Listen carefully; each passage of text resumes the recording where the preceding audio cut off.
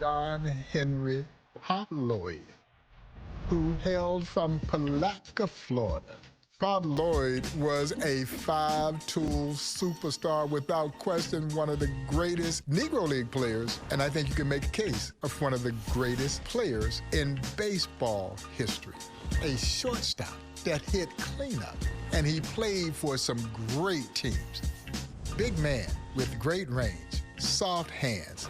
When he played in Cuba, his nickname was El Cuchara, the tablespoon, because he could pick it as well.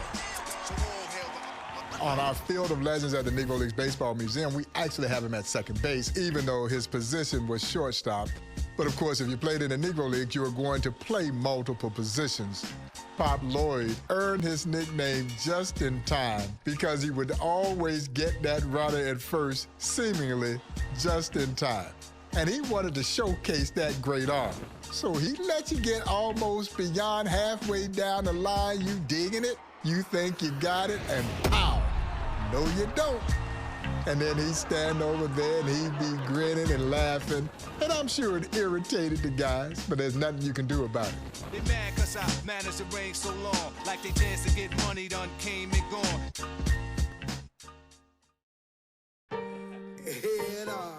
Pop Lloyd not only was a tremendously gifted athlete, Pop Lloyd was a student of the game.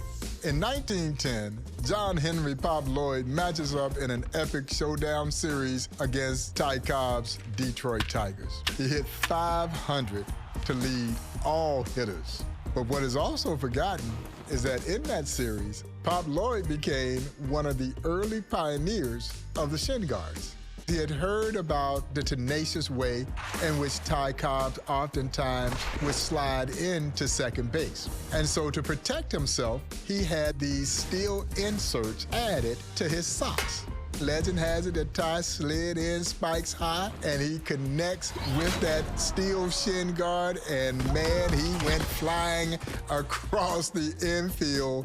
And so not only did he play brilliantly, he actually outsmarted some guys in that series as well. He was a very intelligent ball player, which why I do believe that he fit right in with Andrew Rupe Foster's Chicago American Giants. They reigned as Western champions 3 times during his 4-year tenure with the team. And who was in the middle of this? You guessed it, John Henry Pop Lloyd. The bigger the moment, the better John Henry Pop Lloyd was.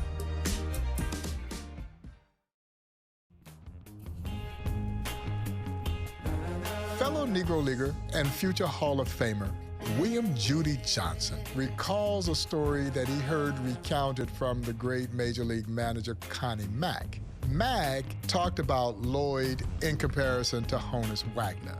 And as Mack would so eloquently say, you could put them both in a bag, shake them up, pull one out, and whichever one you pulled out, you were going to be okay. Either one you pull up says you wouldn't be cheated because he was a great ball player. That, to me, exemplifies the rich talent that we're talking about with John Henry Pop Lloyd. The superstar players in the major leagues knew that the players in the Negro Leagues could play. Honus Wagner, who has been widely regarded as the greatest major league shortstop, said it was an honor to be compared to Pop Lloyd. Babe Ruth called Lloyd the greatest baseball player he had ever seen. The one thing that we know, and this still holds true today, great athletes appreciate other great athletes. And the only way you can measure how good you are is by competing with and against the very best. Does anybody know?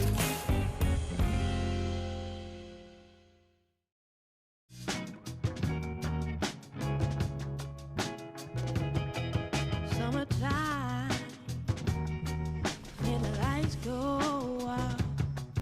The nickname Pop was very befitting for John Henry Lloyd.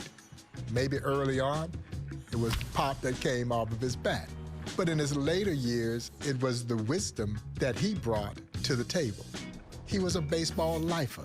He wanted to share his knowledge, perhaps the same way in which Rube Foster shared that knowledge with him. He wanted to pass along that baseball knowledge to other young, aspiring players. And as a result, he endeared himself to so many kids thinking about playing this game, and he became Pop, a name that was certainly befitting of this great baseball player and baseball mentor. I learned more about baseball that one year than all the years I played baseball. Is that right? He always had an encouraging word. He'd say, "Nice, son. Nice going, son."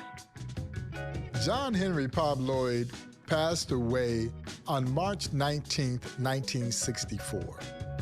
13 years later, he was immortalized with his induction in 1977 into the National Baseball Hall of Fame.